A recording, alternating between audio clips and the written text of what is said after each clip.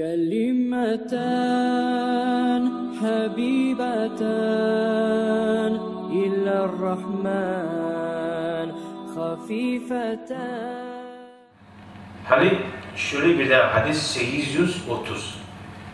Ve an Amr ibn Şuayb an abihi an ceddihi radıyallahu anhu anna Resulullah sallallahu aleyhi ve sellem kal. Hamr deyin ashabıydı. Bozun atasından ortasına hasili. Peygamber ayeti de bayta. Bu ashab olmak yok bu. Amr'u ashaban cadduhu onun ortası bu. Peygamber ayeti de ayeti değil bu atam. La yahillu li raculin halaltuhu. Ey günah olan zat an yufarriqa bayna isnayni illa bi iznihima. İki adamın oturan zamanla kayıp olsalar bu meclitte o bile oturan mecliste iki adamın arasını ayırmaya yaramay şolardan iznusuzdur. İznüz yaptır. İhtiyar. Mesela biri aşama çakırdı seni. O oturgan padret barda oturgan. Oraya da yoğun var burada şimdi. Onu gribine oturması yasan. Dur şu. Şimdi onu gribine oturgan adam o masadan bir başka atıyor. O yerde otursa da başka yerde otursa da. Abdullah yarayımsa şeyde otur. Alayım. Bir kaç alsan iyisen. Yani uzakta da bir daha var olmak hayamsa. Yani. Ula sen turarı şiirini tayyip ihtiyarın yok. İzni alsan, yere gelir. İznusuz, şunu turarı şunu tayyip edip, şunu bir yengil grup sanamayı tayyipsen, sen günah gittiğin olursun. Halal tıkul deyince, halal tıkulsa ilişki var. Haram olmayı. Haram olur. Şu günah kazanın şöyle. O yüzden hadiste de ayıp bırak. Halal tıkul deyince manası hurmat, haram demekten ayırmak. İkadamını o zaman iznsiz.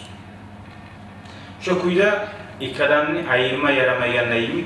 İkadam söyleyip duran zatka kulağını uzatıp tınlama kadar haram değil. Şu da halal tuğlu. Sağa etmek eşitilme suyamsa biraz ırkçıda baydı.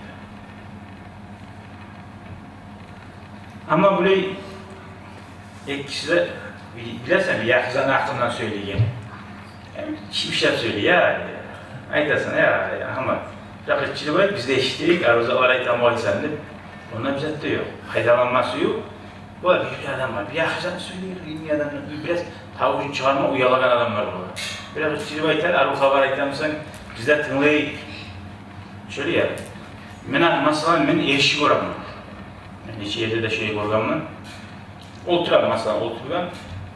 Eksi diye söylettiler birbirine olan halkın halk bayağı sözü ustalık yok çünkü halk.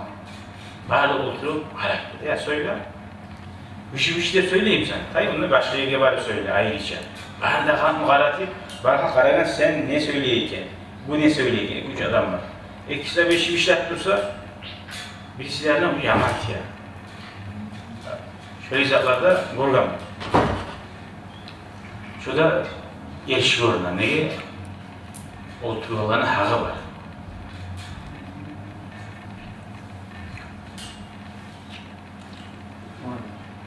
Bu hayvattaki adam izinsiz.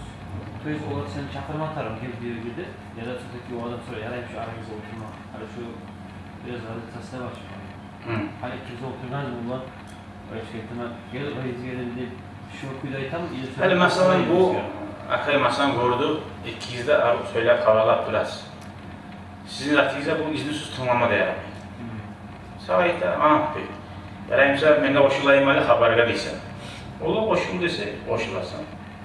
Bizim buraya ozuğu söyleyin zaten biz bari dese. Bir de hatırı almayı koyma taraf. Uçadan bariyerde mesela o bir adamı ayırma da yaramıyor. Sen ikizde günah kazanası bir yerde. Neşte kovadan varmışsa siz bulasın ikizde söyle koyun. Ama uçadan bariyerde onu yüreğin bozup bir adam ayrıca treti leşiniyle o dini bizde yok. Leşiniyimse size ikizde tayiz başka yakka. Anla çıtıyor tipiyat leşistoyu varmışsa o vakti o arada yoldaş yer var. Yüzde haberlamalı. Yani.